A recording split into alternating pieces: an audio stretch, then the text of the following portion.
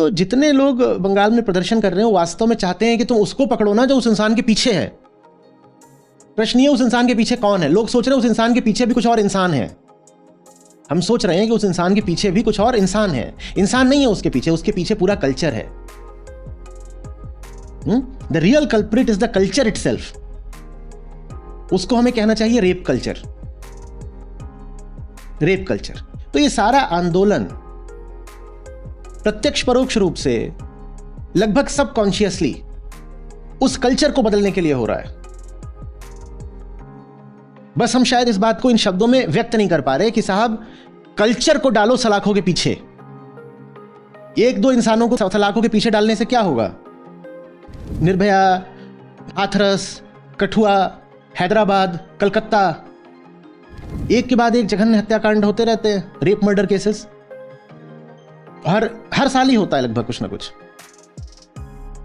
और फिर हम कहते हैं अरे भारत की आत्मा हिल गई, इतना जबरदस्त कुछ हुआ। तुम बोल लेते हो 2-4 दिन के लिए, उसके अगले साल फिर कुछ इतना बड़ा मामला सामने आ जाता है। और सामने आए ना आए, भारत में हर 15 मिनट में एक रेप हो रहा है, हम जानते ही हैं। और ये जो 15 मिनट में रेप का आंकड़ा है, ये बस रजिस्टर्ड आंकड़े हैं। जो अनरजिस्टर्ड आंकड़े हैं, जो पर्दों के पीछे हो रहे हैं, जो सम्मानीय जगहों में और संस्थानों में हो रहे हैं, घरों में हो रहे हैं, उनका तो कोई हिसाब ही नहीं है।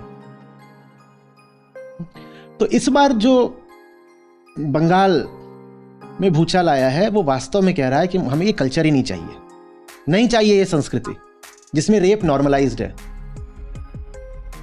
जिसमें रेप एक नॉर्मल बात है कि हर साल हो जाता है, ठीक है, जिंदगी आगे बढ़ जाती है।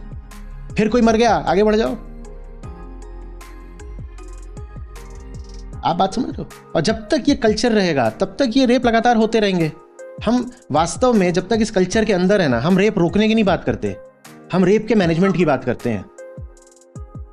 जब तक आप इस कल्चर के अंदर रहते रहते कहते हो कि रेप को रोको, स्टॉप रेप, तब तक आप रेप रोकोगे नहीं। आप बस रेप को मैनेज करोगे, आप रेप को रेगुलेट करोगे। आप रेप को लेकर बस एक तरह के नियम बनाओगे कि ऐसे ऐसे करो तो रेप नहीं होगा, ऐसे ऐसे करो तो नहीं होगा। या इन माहौलों में थोड़ा बहुत रेप चलता है, उदाहरण के लिए मैरिटल रेप, जो कि भारत में शायद रेप का सबसे बड़ा इंसिडेंट है। अगर सही में गणना की जाए कि जो भारत में बलात्कार होते हैं, सबसे ज़्यादा बलात्कार कहाँ होते हैं? वो तो जो वैवाहिक शयन कक्ष है उसमें होते हैं, इन द मैरिटल बेडरूम। सबसे ज़्यादा रेप तो वहाँ होते हैं शादी के बाद। तो उस तरह का रेप हम कहते हैं ठीक है, वो वेल मैनेज्ड रेप है, उससे हमें कोई समस्या नहीं है। जो हमारी पूरी संस्कृति ही है ना, वो कहीं ना कहीं ऐसी है कि वो रेप को मान्यता दे रही है। बस वो कहती है कि इतने ज्यादा ना हो, इतने विभत्स ना हो। क्यों? क्योंकि उसके केंद्र में ही ये बात बैठी हुई है कि महिला के जीवन का मुख्य काम सेक्सुअल है।